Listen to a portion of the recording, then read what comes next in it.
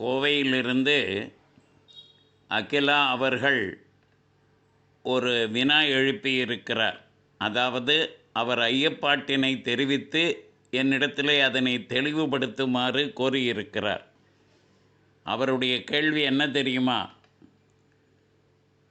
சாவர்கர் அவர்கள் ஏன் two nation தியரியை ஆதரித்தார்? அவருக்கு மட்டுமல்ல, இதை கேட்டுக்கொண்டிருக்கக்கூடிய அன்பர்கள் யாவருக்கும் நான் சொல்ல வேண்டியது ஒன்றே ஒன்றுதான். சாவர்கர் என்றைக்குமே டூ நேஷன் தியரியை, அதாவது இஸ்லாமியர்கள் சொன்னது போன்ற ஒரு டூ நேஷன் தியரியை ஆதரித்தது இல்லை. அவர்கள் தனி நாடு கோரிய போது அதனை ஆதரிக்கவில்லை. எந்த இந்து தலைவருமே அதை ஆதரிக்கவில்லை. காங்கிரஸ் தலைவர்களும் அதனை ஆதரிக்கவில்லை. இதை முதல்ல தெளிவுபடுத்த வேண்டியது என்னுடைய கடமை. ஏதோ இஸ்லாமியர்கள் இந்த நாட்டை துண்டு போட்டு கொடு என்று கேட்டபோது அதற்கு இந்து மகா சபா துணை போனது போன்ற ஒரு பிரமையை ஏற்படுத்த முயல்கிறார்கள். இது தவறு. ஆகவே வீர சாவர்கர் என்றைக்கும் தெளிவாக இருந்தார். இப்போ நாம் புரிந்து கொள்ள வேண்டியது ஒன்றே ஒன்றுதான். அதாவது there is only one nation, India என்பதாக இன்றைக்கு எதனை இவர்கள் உலகமெங்கும் அறிமுகப்படுத்தி இருக்கிறார்களோ அந்த பாரதம், பாரத வருஷம், பரத கண்டம், இந்த பாரத நாடு, அது it is only one nation, it is the one Hindu nation, it is the only nation and only Hindu nation. இதை மறந்துடக்கூடாது. அதனால் இது ஹிந்து நேஷன் என்பதிலையும் எந்த விதமான சந்தேகமும் கிடையாது. இது ஒன்லி நேஷன், ஒரே நேஷன் என்பதிலையும் எந்த சந்தேகமும் கிடையாது. Geographically speaking this is Hindu nation, culturally speaking this is Hindu nation. அதில் எந்த விதமான சந்தேகமும் கிடையாது. இதை தெளிவாக புரிஞ்சு கொள்ளணும். அதனால் சாவர்கர் டூ நேஷன் தியரியை ஆதரித்தார் என்று சொல்வது தவறு. ஆனால் ஒரு விஷயத்தை புரிந்து கொள்ளணும். இஸ்லாமியர்கள்தான் இதை ஹிந்து நேஷன் என்பதாக ஏற்க மறுக்கிறார்கள். தாங்கள் இந்து பாரம்பரியத்தில் வந்தவர்கள் என்பதை ஏற்க மறுக்கிறார்கள். இங்கே மட்டுமல்ல, எந்த நாட்டில் அவர்கள் வாழ்ந்திருக்கிறார்களோ, எந்த நாட்டில் வாழ்ந்து கொண்டிருக்கிறார்களோ அந்த எல்லா தேசங்களிலுமே இதான் பிரச்சனை. அதாவது அந்தந்த ராஷ்டிரத்திற்குரிய பாரம்பரியத்தோடு கூட தங்களை இணைத்து கொள்ள முடியாத ஒரு துர்பாக்கியம்தான் அவர்களுடையது. அதற்கு எது காரணம் என்று பார்த்தால் அவர்கள் நம்புகிற அவர்களுடைய சமயம் Islam is the answer for it. இப்போ நமது தேசத்தில் இதை யார் முன்னெடுத்து சென்றார்கள்? இந்த தேசம் ஹிந்து நேஷன். சுவாமி சின்மயானந்தர் அவர்கள் சொன்னது போல there are only two sections of populations in this country, those who were Hindus and those who are still Hindus. நன்றாக கவனித்துக் கொள்ளுங்கள். சுவாமி சின்மயானந்தா அவர்கள் சொன்னது, ஒரு காலத்தில் இந்துக்களாகவே இருந்து இஸ்லாமியர்களாக கிறிஸ்தவர்களாக மதம் மாறி போனவர்கள், அது ஒரு பிரிவு. இன்னொன்று, எல்லா ஆக்கிரமிப்புகளுக்கு பின்னாலும் கூட இந்துக்களாகவே தொடர்ந்து வாழ்ந்து கொண்டிருக்கக்கூடியவர்கள். ஆகவே இந்த பாப்புலேஷனே ரெண்டு வகை தான். ஒன்று those who were Hindus and later on converted to other religions forcibly. இன்னொன்று in spite of forces who remained Hindus.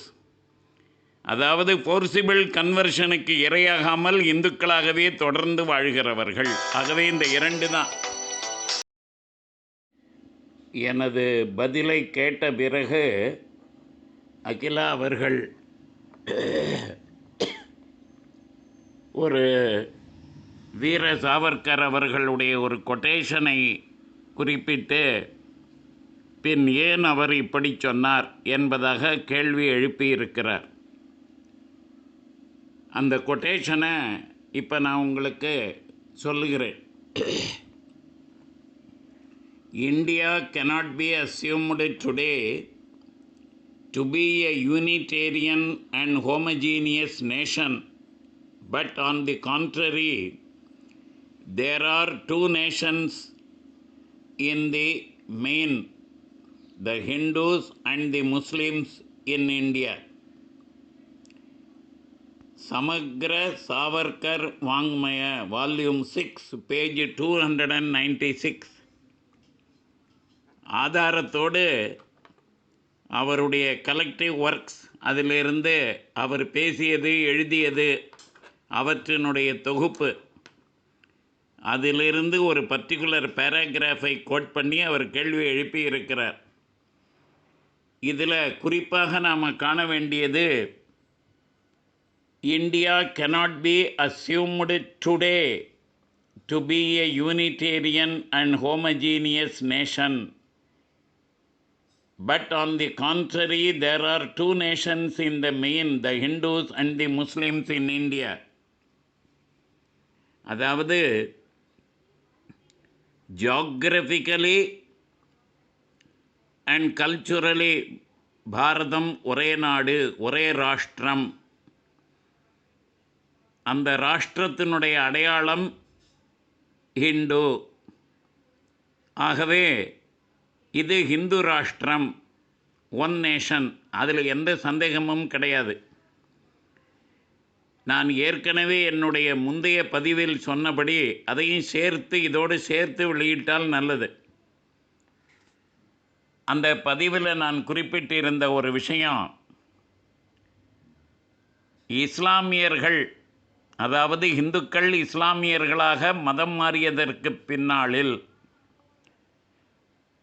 அவர்களுடைய மதம் அவர்களை இந்து பாரம்பரியத்தோடு இணைய மறுதலிக்கிறது, அவர்களை இந்து பாரம்பரியத்தோடு சம்பந்தம் வைத்து கொள்ள மறுக்க வைக்கிறது. இதுதான் உண்மை. இது இந்த நாட்டுக்கு மட்டுமல்ல, பல நாடுகளில் வேறெல்லாம் எங்கெல்லாம் இஸ்லாமியர்கள் வாழ்கிறார்களோ அங்கெல்லாம் கூட இது பொருந்தும் என்று குறிப்பிட்டு இருந்தேன்.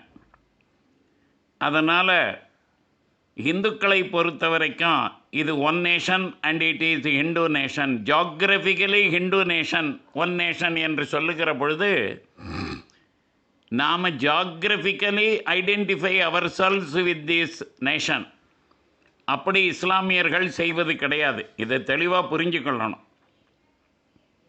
இன்றைக்கு யாரெல்லாம் அந்த இரு நேஷன் தியரியை ஒரு காலத்தில் சாவர்கர் சொன்னார் என்பதாக சொல்லிக் கொண்டு இருக்கிறார்களோ அவர்கள் புரிந்து கொள்ள வேண்டியது, இதற்கெல்லாம் காரணம் இஸ்லாமிய மனோபாவம்தான்.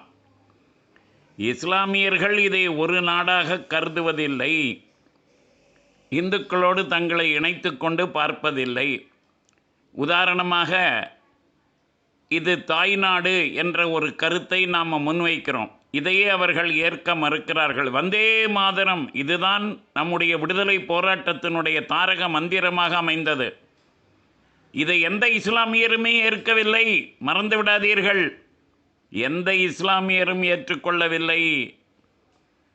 காங்கிரஸில் இருக்கக்கூடிய இஸ்லாமியர்களும் கூட இதை ஏற்க மறுக்கிறார்கள். காரணம் என்ன?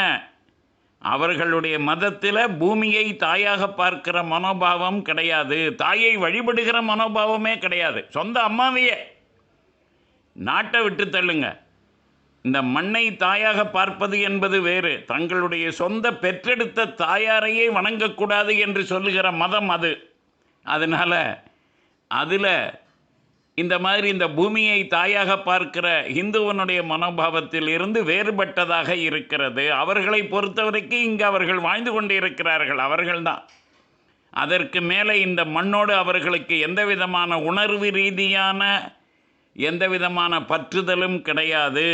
இதை நல்ல தெளிவாக புரிஞ்சுக்கணும். அது மட்டுமல்ல, இந்த தேசத்தின் மீது யாரெல்லாம் ஆக்கிரமிப்பாளர்களாக வந்தார்களோ, யார் தங்கள் மீது பலாத்காரமாக இஸ்லாமை திணித்தார்களோ, அந்த அந்நியர்கள், படையெடுப்பாளர்கள், ஆக்கிரமிப்பாளர்கள், அவர்களோடு தங்களை சம்பந்தப்படுத்திக் கொள்ளுகிறார்கள் இந்த பாவிகள். இதை தெளிவாக நாம் புரிஞ்சுக்கணும்.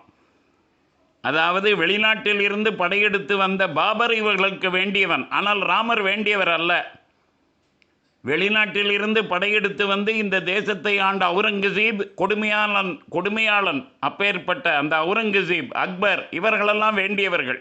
ஆனால் நம்முடைய பாரம்பரியத்தில் வரக்கூடிய சந்திரகுப்த மௌரியனோ ராஜேந்திர சோழனோ இவர்களுக்கு வேண்டியவர்கள் அல்ல. மறந்து விடாதீர்கள், ஒரு முறை கருணாநிதி தன்னுடைய கட்சியில் இருக்கக்கூடிய ஒரு இஸ்லாமிய அன்பருடைய குழந்தைக்கு பெயர் சூட்ட இவரை அழைத்த போது அதற்கு வளவன் என்று பெயர் சூட்டி மகிழ்ந்தார். அதற்கு இஸ்லாமிய பத்திரிகை மறுமலர்ச்சி என்ன எழுதியது தெரியுமா? நீ யார் ஒரு இஸ்லாமிய குழந்தைக்கு பெயர் வைப்பதற்கு? நீ எப்படி அந்த இந்து பெயரை சூட்டலாம் என்பதாக கேட்டது. இந்த மறுமலர்ச்சி பத்திரிகை இப்பொழுது நின்று போய்விட்டது. இஸ்லாமிய மறுமலர்ச்சி திருச்சியில் இருந்து வந்து கொண்டிருந்தது. அந்த பத்திரிகையில் இந்த கேள்வியை எழுப்பினார்கள். இந்த பெயர் யாருடையது தெரியுமா? கருணாநிதிக்கு அவர்கள் ஞாபகப்படுத்தினார்கள். இது தமிழகத்தை ஆண்ட இந்து மன்னன் கிள்ளிவளவனுடைய பெயரை குறிப்பிடுகிறது. ஒரு இந்து மன்னனுடைய பெயரை ஒரு இஸ்லாமிய மார்க்கத்தவனுக்கு எப்படி பெயர் வைக்கலாம், எப்படி பெயர் சூட்டலாம்? ஆகவே இது தவறு என்பதாக சுட்டி காட்டியது. மறந்து விடாதீர்கள். அதனால் இஸ்லாமிய மனோபாவம், அந்த இஸ்லாம் என்ற நஞ்சு அவர்கள் மனதில் இப்படிப்பட்ட விஷயங்களை எல்லாம் விதைக்கிறது. அதனால்தான் ராமன் பிறந்த இடத்துல ஒரு ஆலயம் அமைய வேண்டும் என்று விரும்பிய பொழுது, அங்கே ஆக்கிரமிப்பாளன் கட்டிய ஒரு கட்டிடத்தை அகற்ற வேண்டும் என்று விரும்பிய பொழுது இவர்கள் மறுத்தார்கள். மறுத்தது மட்டுமல்ல, அதற்காக போராடினார்கள். அதை மசூதி என்பதாக சொல்லி உரிமை கொண்டாடினார்கள். அயோத்தியா எந்த திசையில் இருக்கிறது என்பதே தெரியாத தமிழகத்தினுடைய இஸ்லாமியர்கள் பாபரி மசூதிக்காக போராடினார்கள். அங்கு மசூதியும் இல்லை, அதற்கு பாபரி மசூதி என்பதாக எந்த பெயரும் கிடையாது. அப்படிப்பட்ட இல்லாத கட்டிடத்தையே, இல்லாத மசூதியை இவர்கள் உரிமை கொண்டாடி அதை காப்பாற்றுவதற்காக முனைந்தார்கள் என்று சொன்னால் இவர்களுடைய வக்கர புத்தியை நாம் என்னென்று சொல்வது? இப்படிப்பட்ட வக்கர மனோபாவம் கொண்ட இஸ்லாமியர்கள் தான் வெகு நாட்களாகவே இந்த தேசத்தில் இருதேச சித்தாந்தத்தை சொல்லி வந்தார்கள்.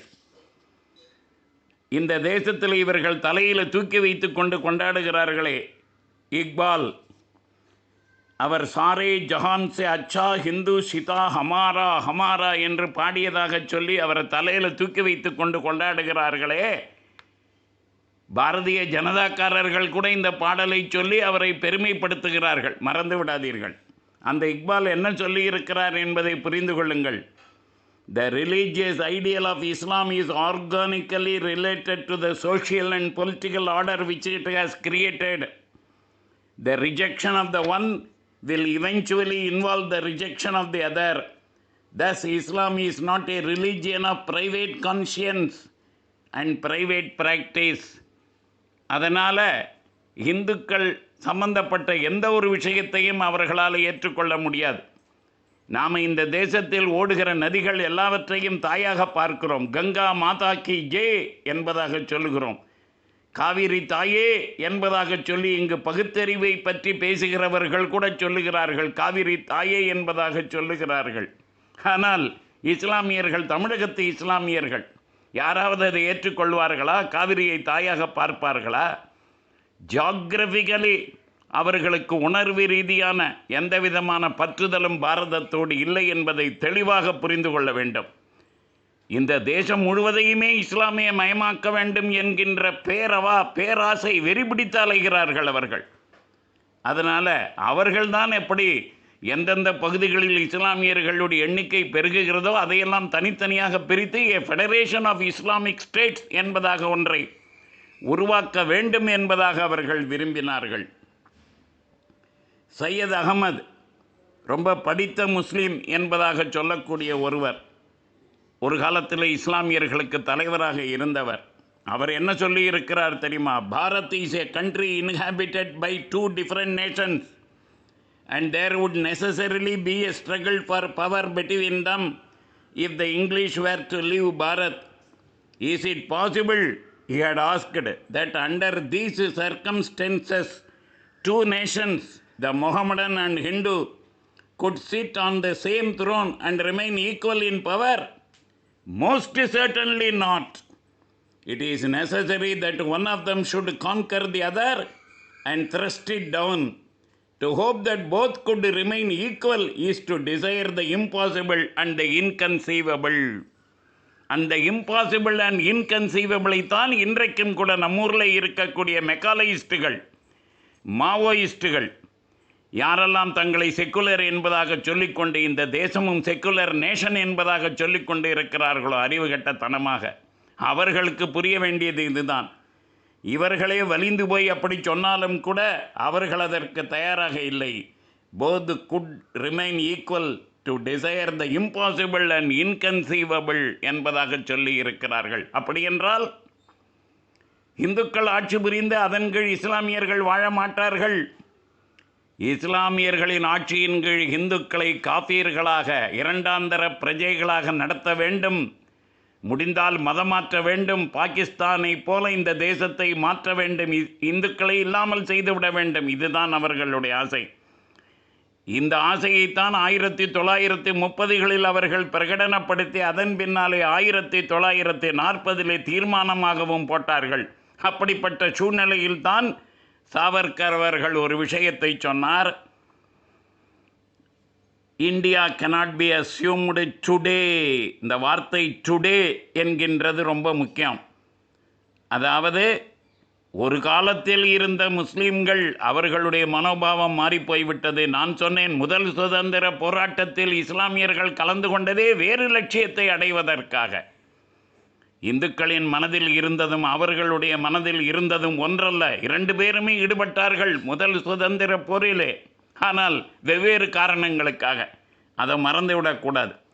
அதனால் இதை இந்த கான்டெக்ஸ்டில் தான் 1937 India cannot be assumed today to be a Unitarian and homogeneous nation, but on the contrary, there are 2 nations in the main, the Hindus and the Muslims என்பதாக சாவர்கர் அவர்கள் சொன்னார்.